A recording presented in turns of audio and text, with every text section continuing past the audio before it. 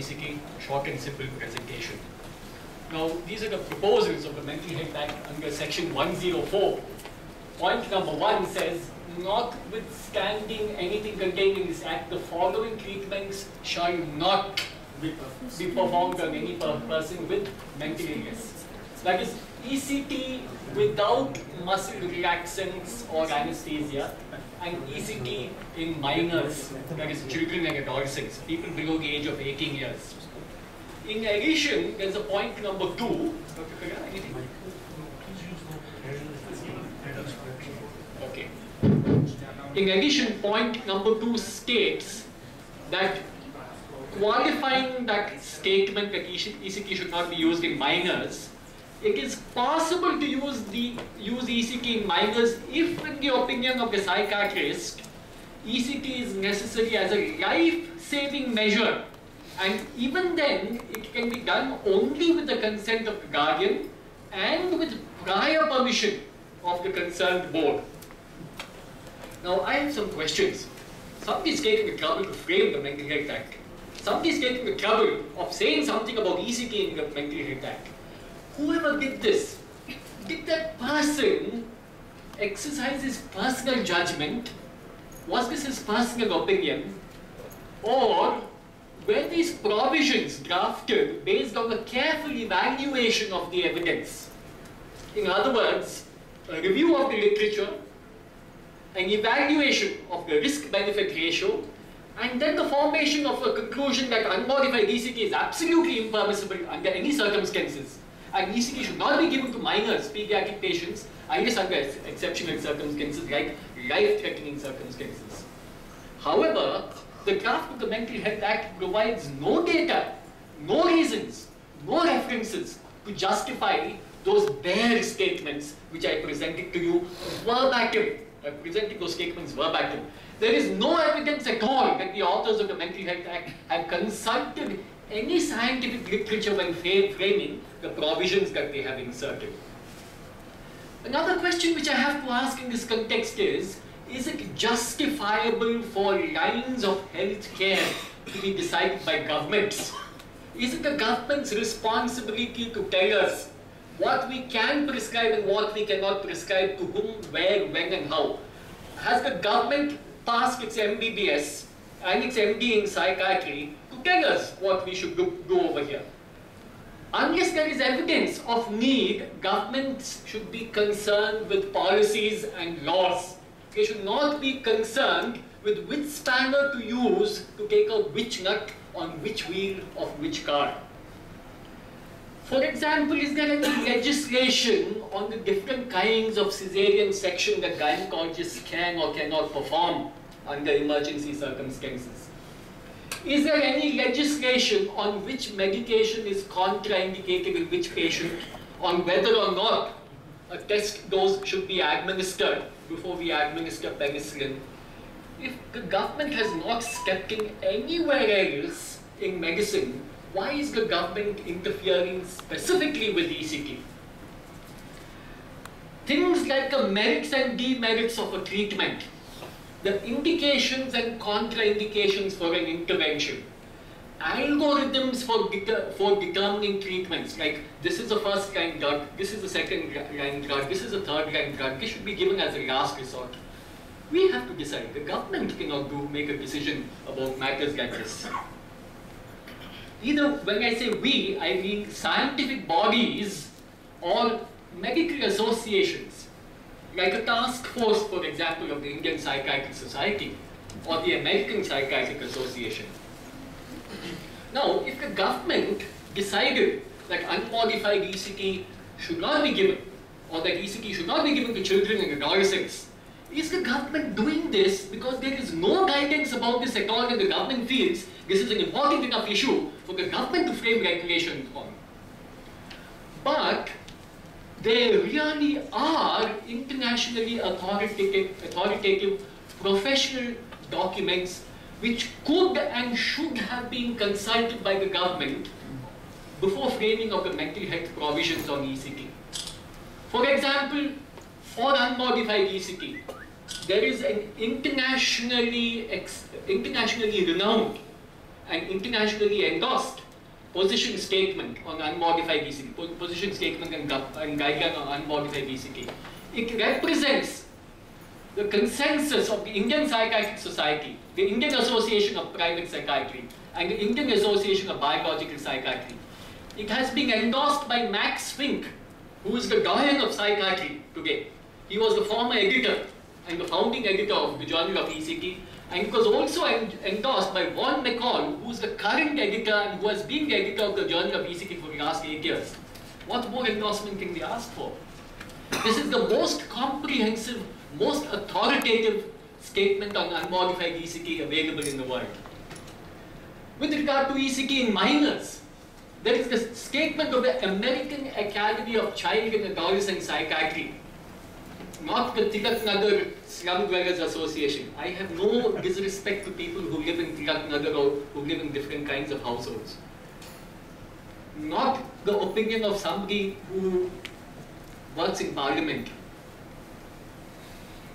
I actually do have disrespect, but I shouldn't say that in public. This policy was drafted by the American Association of Child and Adolescent Psychiatry, which is the foremost body of child and adolescent psychiatry in the world. It was drafted by Neeraj Ghaziuddin et al. The practice parameters for use of ECT in children and adolescents, published in 2004, considered so authoritative that it has not been replaced subsequently. Now, what does the document on unmodified ECT say? It reviews the literature and cites information to show that unmodified ECT is practiced all over the world, including in UK, including in France, including in the Netherlands and Belgium, including in Russia, in more than a dozen countries in Asia, in several countries in Africa, in South America, quite a lot of it in China and in Hong Kong, effectively almost all over the world. In Asia alone, during a period of 1 year alone, a survey which was conducted, of which I was the corresponding author, showed that 1,27,000 unmodified ECTs had been administered during that 1 year alone. Now, if unmodified ECT is associated with morbidity and mortality, 1 lakh unmodified ECTs should have created an epidemic of orthopedic complications or some complications associated with ECT. But there's nothing in literature about an orthopedic epidemic. There's nothing in literature about a mortality epidemic associated with ECT. If people were dying like flies with unmodified ECT, people would have stopped administering unmodified ECT.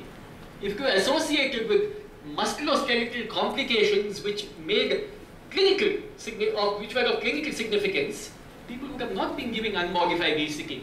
We've even got data from Tharian, Pratap Tharian in CMC Vellore. He treated more than 1,000 patients over a period of 11 years with more than 11,000 ECTs, almost all of which were unmodified, some 98% of which were unmodified. And in 11 years of follow-up, he identified only a dozen cases of musculoskeletal complications. That's about 10 in 11,000, 1 in 1,000, 0.1%. So this additionally, despite historical data suggesting risks, modern data prospectively collected in 2 separate studies found negligible risk. 2% risk of musculoskeletal complications in one study, 0% in the second study, the sample size of 50 and 56 respectively. This report concluded there is sufficient reason to permit the continued practice of unmodified ECT not as a routine, in unusual or exceptional circumstances. There are unusual circumstances when, in a restaurant, you may perform a tracheostomy on a patient. There are very unusual circumstances when you might do a cardiac massage outside the operation theatre. So there are exceptional circumstances in which you break rules in the interest of the patients. And sometimes it may be necessary to break rules in the interest of the patient with unmodified ECT as well. Supposing you're practicing in a remote area, there's no anesthetist available, the anesthetist is not willing to come, or it's a weekend and the blood reports are only going to come on Monday, and the anesthetist is not going to consent to anything until he sees the blood reports. The patient is violent, he's smashing things, he might kill somebody. Or the patient is suicidal, he might kill himself. The patient hasn't eaten for a week, he's dehydrated. You're able to give him fluids, but you can't give him food. It's a life-threatening circumstance. What are you going to do? Wait?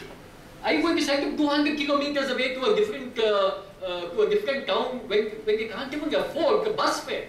What would you do under these circumstances? Please note that under the MHA, it is absolutely prohibited. Okay? Cannot even be used in exceptional circumstances. Now, the consensus document provides detailed information on situations in which unmodified ECT may be considered appropriate. This document also recognizes there's a possibility of unmodified ECT being misused. 2 minutes. Bargain. Okay? It recognizes that there are situations in which unmodified ECT may be misused. Like somebody might say, let me give unmodified ECT only.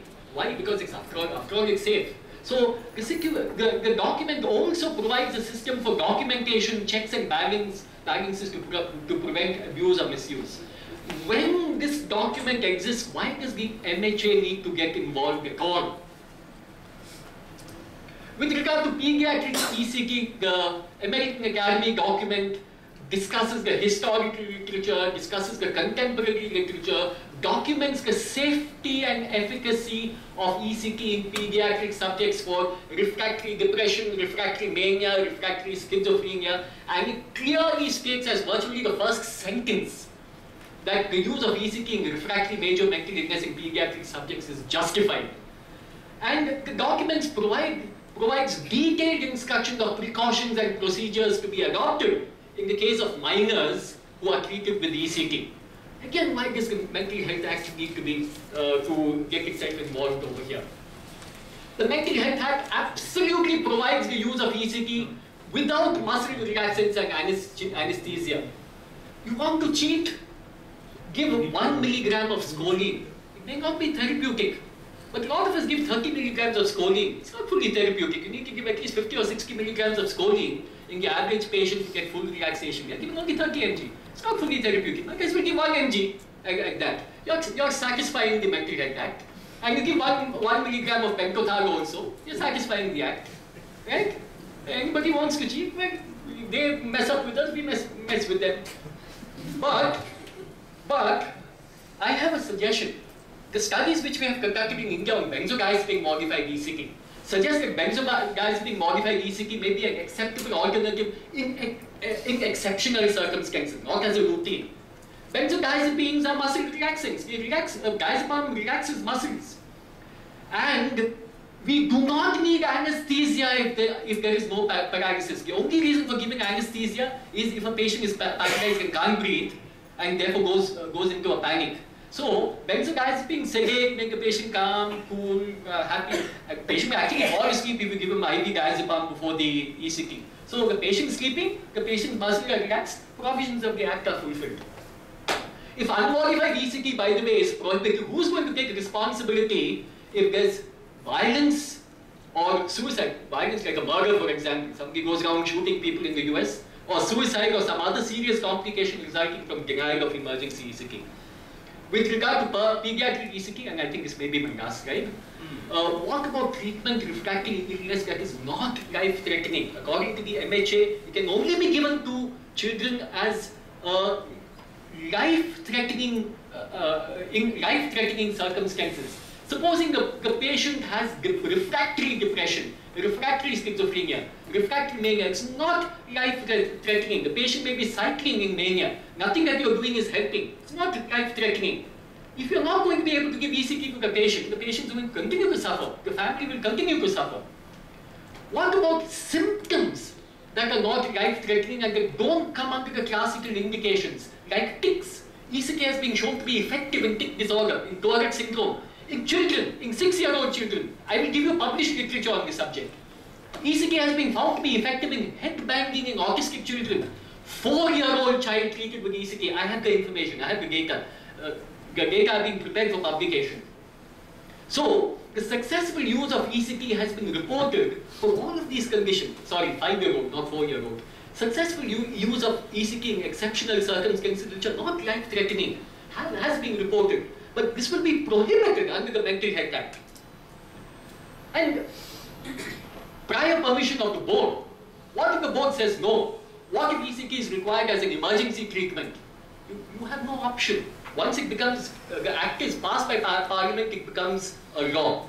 So, what I want to conclude with is, the mental health provisions regarding ECT can be deleted entirely from the act because all the guidelines, checks and balances are already available in documents which have been published and should have been available to whoever it was who framed these provisions.